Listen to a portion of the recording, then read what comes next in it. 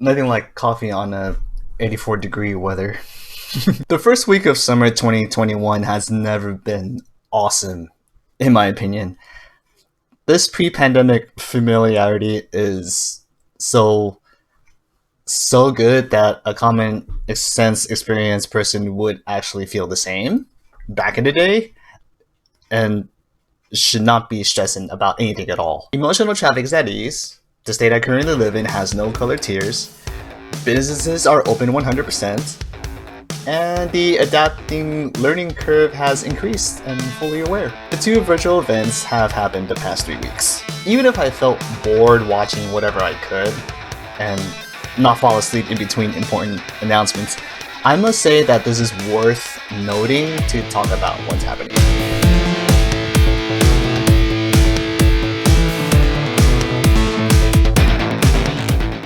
As the state of California transitions to a post-pandemic environment, the past two events give optimistic viewers a high expectation and hope on what is to come from now until next year, 2022.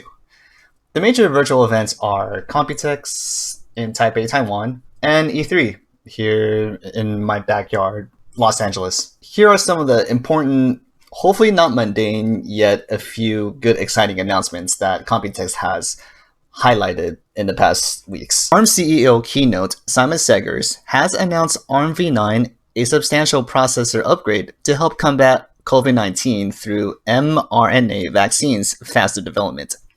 What should this mean, translating this information to a normal consumer? Why should this be important to understand? The technology challenges ARM must combat, such as Moore's Law and 5G, are going to apply how efficient power and security is being exchanged from one server to another. Think of our planet Earth searching for an upgrade, acquiring security measures, transferring data at hand, and storing important information as a library source of our daily lives. ARM's acquisition with NVIDIA is undergoing an overhaul with AI technology to imply with any work units are being utilized to examine all human behavior in order to produce temporary solutions. AI is being heavily invested, so come 2022, we will look for more answers from both ARM and NVIDIA. Speaking of NVIDIA, this particular keynote is not an ideal announcement to say the least, aside from the two graphics cards. Why show these additions to the RTX family abruptly? Other than the distracting statistics of increased number of gamers and partners with other companies, and an unnecessary refresher of ray tracing and DLSS technologies, the RTX 3080 Ti, the GeForce RTX 3080 the RTX 3080 Ti and 3070 Ti makes attempts to shove the products to the audience faces. The MSRP pricing for both Founders Edition cards are just an expected reality currently broken until the mining craze bubble bursts and loses the value over time. So much for cryptocurrency going to the moon, am I right?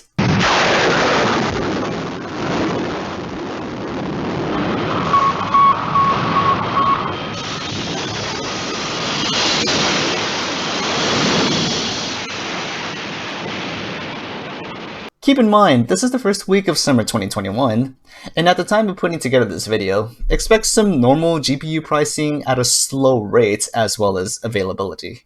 When school is back in session this fall, find a realistic update in the normalcy of the tech world. A concerning piece in Computex 2021 is Intel. How is Intel's innovation unleashed a thrilling keynote when there are points missing? How is the company supposed to mean whatever fluffy language they are using, attempting to translate the partnerships and showcase new technologies? Is the audience supposed to be general and worldly enough to compact every point discussed in hopes to open an opportunity to try out Intel's products? Why are some comparisons biased enough for any tech junkie, enthusiast, close kin, general user, gamer, and content creator to notice key problems in a keynote presentation like this? You can literally see it. Sure, let me see how important it is to debunk some of these keynote points. Statistics, dull hand gestures, and important fab expansions aside, The types of technologies have insufficient details to prove that they have a chance to compete once again in the tech space. With the laptop lineup already here, set a no to minimal expectation on how each partner company did not provide different types of unleashed innovations on how the laptops are supposed to be implemented, such as laptop cooling, CPU overclocking, chassis innovating design, managing device power, and comprehending Intel software, etc. To give the benefit of the doubt, Superfin, Alder Lake, the NUC, and a discrete GPU were omitted mostly throughout the keynote.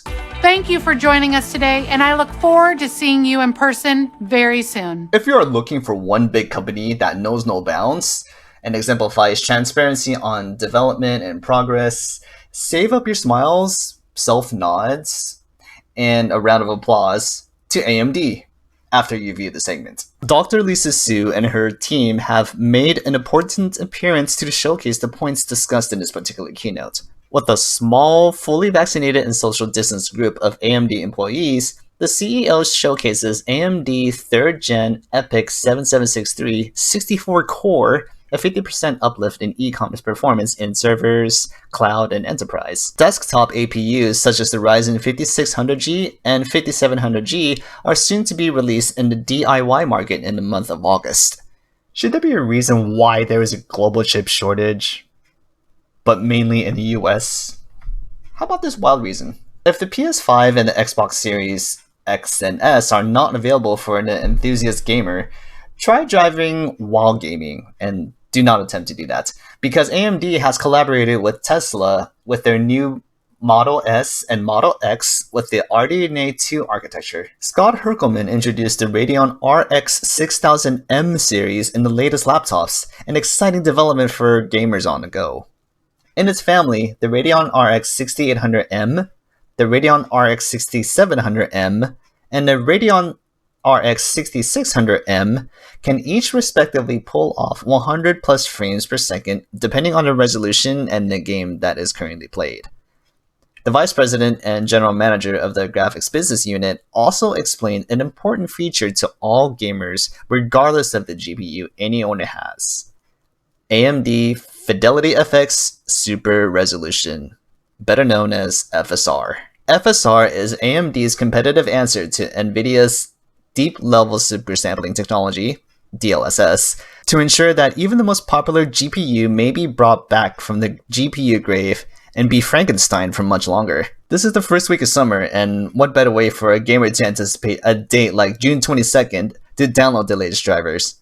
So ready your game libraries. This is going to be a leap of faith forward in getting back to gaming. Frank Azor discusses a program called the AMD Advantage, a trifecta of a laptop providing the best in performance, premium displays, and built to game, no doubt. The amplified performance is backed up with AMD Smart Shift, based on the user activity in content creating and gaming. IPS OLED displays are mentioned as options, so the laptop users can choose what type of visual fidelity is preferred. An ideal enthusiast gamer searches for responsiveness, comfort, and mobility. Even included, the vapor chamber and liquid motor cooling solutions are one of the most bougie features that any bougie gamer is looking forward to have. Finally, a progressive development introduces 3D V-cache technology.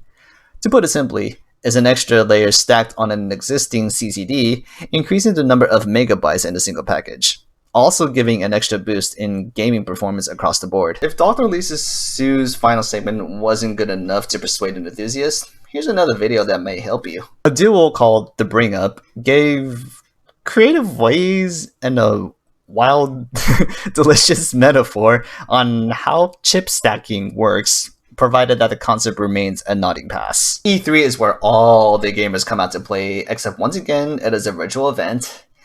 Yet there are hosts in Los Angeles waiting so patiently to come back next year in full capacity. So let's blaze on through what I'm able to digest and regurgitate in this part. It is difficult to pinpoint an interesting game to check out and try on your own time. If you do remember your own version of collective childhood memories, ravage amounts of popular culture, and high expectations of DLC, and some WTF moments, then pause the segment and go on the IGN YouTube channel, where too many trailers of games have been released. Now it is up to the gamer to decide, watch, and click on the wishlist buttons on their hyped up games to anticipate pricing and release dates. In the PC space, Razer has made an exclusive appearance at E3. CEO and Razer founder Min Liang Tan has announced the following products: the Razer Blade 14, the USB-C 130-watt GAN charger, the Razer Raptor 27, and Project Hazel. The Razer Blade 14 is the latest and world's most powerful and thinnest gaming laptop, has been available at the moment of its announcement, starting at $1,800 US. The GAN charger packs a small form factor on the go and usable up to 4 charging devices compatible with any USB-C device, thus the name exclusively implies, available at $180 US. The Razer Raptor 27, the world's first THX certified gaming monitor, is available on pre-order worth $799 US and will be shipped within the first 30 days. Lastly, Project Hazel, a stylish and wildly functional mask, is going to be limited by sale and drops. The way to sign up for one of these is opt in via email, or go to the link in the description below. Anticipate its release by early Q4, or the first 2 weeks of October 2021. How much does it cost? That remains to be seen. So this is it for the virtual conventional recap. So I must say that Computex made me yawn a lot, and I've slept some of the parts that were unnecessary, but I did attempt to pay attention to most of the important things, how everything is going back to normal, such as the ARM's announcement of their upgradable CPU processor. And I know that like the tech companies, AMD, Intel, and NVIDIA, are working hard to get everything back to normal due to hardware availability. We don't need to mention anything that we think alike, but we get the drift. I almost can say the same for E3 because I felt kind of bored for those 4 days, so I just decided to skim through whatever I could for a specific amount of time that I had allotted to me to view whatever I could on those days. There were too many games, and I felt they didn't have to necessarily announce Capcom's Pro Tour, which is kind of a weird way to get more gamers involved, which is nice, but it kind of defeats the purpose on what E3 can do. But if Capcom's the only one, then why not other companies that might do the same thing for other gamers that may be interested in hosting tournaments and whatnot at E3? Day 4 of E3 did mention that they are going to open its doors next year, since many people were moving in tables inside the LA Convention Center, so they're gonna make more events coming soon. So let's not get our hopes up too much, but we can anticipate what's yet to come for any kind of convention that any person within the popular culture space and tech space can anticipate, hopefully. And those homes are worldwide, folks, and we've been saying this all throughout the event. We're broadcasting across the globe, and maybe even to a space station or two, depending on the Wi-Fi coverage. We did have Verizon on yesterday. We could have asked them if they ran any 5G up to the astronauts. These jokes, though, loving it, huh? Yeah, they're playing that Madden version. Oh, yeah. But going virtual has certainly been a fun experience. It has, and it's that funny thing of like, you're talking about how you don't want this to end. Such a big part of it is the fact that we're finally all together doing stuff. And I think it's kind of weird and timely that, E3, the end in quotes of the pandemic as we know it is happening on the day California's reopening. Yeah. Like, we went out to dinner last night and they were moving the tables inside and they changed host positions. Like, oh, right, like, we're coming out of this. And I think it's interesting that, on day 1 of E3, we talked about the mayor of LA coming in and saying, hey, guess what? Next year, E3's back in LA. So this amount of virtual conventions is more than enough for me to recap. So I want to thank you all for watching, and I will see all of you in the next video. Have a good summer.